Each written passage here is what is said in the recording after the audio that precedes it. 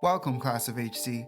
Like this video on your way in and comment present in the comment section below if you're here to become the best version of you.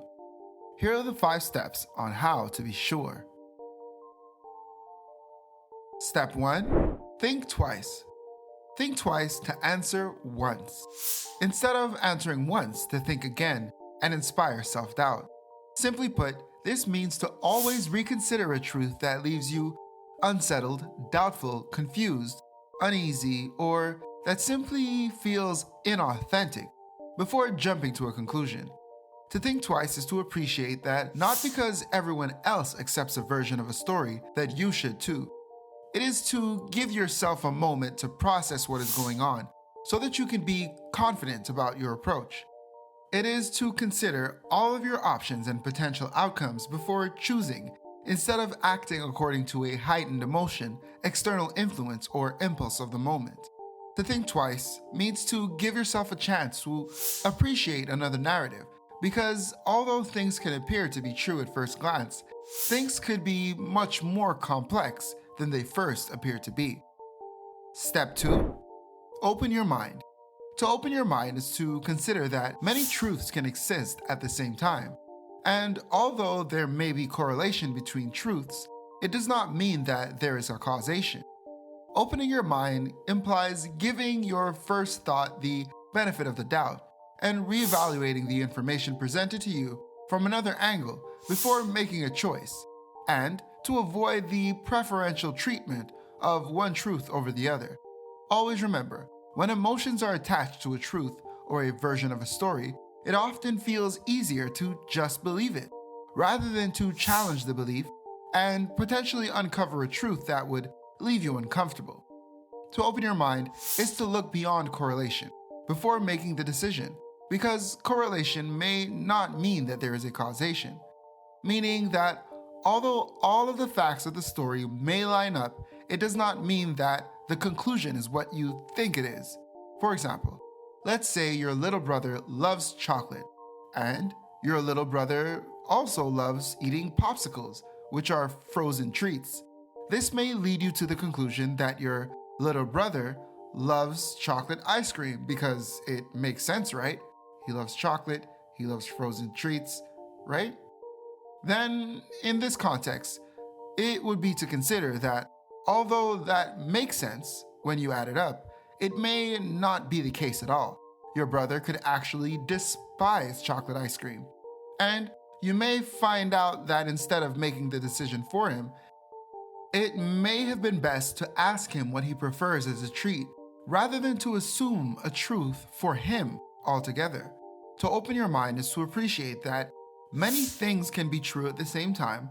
In this case, your kid brother loves chocolate, and he loves frozen treats, and he also does not like chocolate as a frozen treat. Opening your mind to the possibility that many truths can exist at once will help you to be sure once you make a decision, because you are considering more factors, and therefore you are able to make a sounder decision given the information available to you. Step 3. Accept. To accept in this context is to come to terms with what you are second guessing, and to appreciate why and what you are second guessing in the first place. To accept, ask yourself, why am I second guessing the information presented to me? Am I just doubtful for no reason? Or is thinking twice about the presented truth warranted?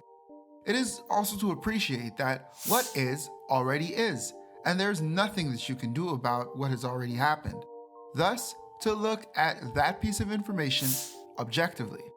For example, imagine parking your car a few blocks away from your destination, just to remember a few blocks off that you forgot your wallet in your car. Yes, it would be great if you didn't park your car so far. Yes, it would also be great if you didn't forget your wallet at all. And it would be awesome if you decided to put your wallet in your pants pocket like you always did in the first place. But right now, you did none of the above. And the sooner that you can accept a situation for what it is the sooner that you can make a choice on how to go about your life from that point. Which leads us to our next step.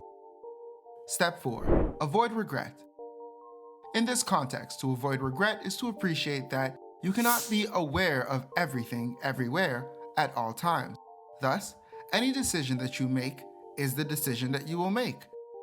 Appreciate that as long as you are acting in good faith to the best of your ability and knowledge at the time, no conclusion can be the wrong conclusion because every moment is a lesson on the becoming of who you are. And because of this, it is important to appreciate and to respect the decisions that you have made up until this point. Always remember, although things may make perfect sense in hindsight, when you are in the process of making the actual decisions, the truth may be a little bit murkier and a little more hidden than you would like to appreciate. Avoiding regret is avoiding the negative feelings that come along with believing that you could have or should have chosen different or better. These feelings tend to amplify concern and increase doubt in your capabilities to make sound decisions going forward. Consider this. If you are aware or feel that, for example, you always make mistakes, and every decision that you make is a bad one, you are likely to feel like you can never be sure of a decision, and are also likely to always depend on others to make big decisions in your life, and you may not ever even make any concrete decisions at all. This line of thinking, however, is likely to be wrong, and that's because you only believe that you are not able to make future decisions because of the perspective that you have of yourself that has been created through the scope of doubt and self-regret. Always avoid regret and choose to make decisions according to you. Step 5. Love yourself. It is important to note that to be sure does not mean to be arrogant, dismissive, or ignorant of new information. And this is why one of the most important steps to becoming sure is to remember to love yourself against and despite all odds that your conclusion or your sureness could or would lead you. Always remember, love is kind, curious, and accommodating, which means that no matter if you are right or wrong with the conclusion that you have drawn, with the information presented to you, you are not hateful towards yourself and you are able to accept that things can change going forward. To love yourself is to nurture yourself despite negative or positive feelings or outcomes, so that you can continue to grow forward and make more sound decisions on the journey of you becoming your best you. Thanks for your attendance today. Before you leave class, please remember to like, share, and to subscribe to the channel if you haven't already. I'll see you here next time on Howell Consultations, the how-to being true to you.